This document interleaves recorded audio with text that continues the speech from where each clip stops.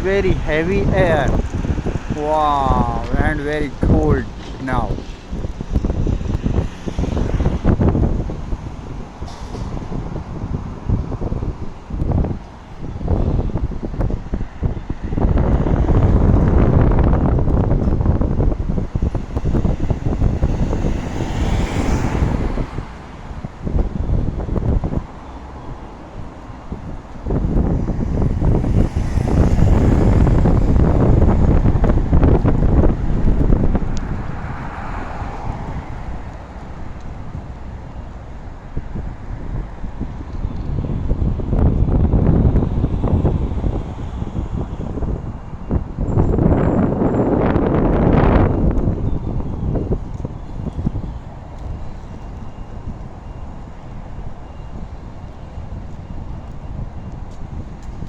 Thank you for everyone.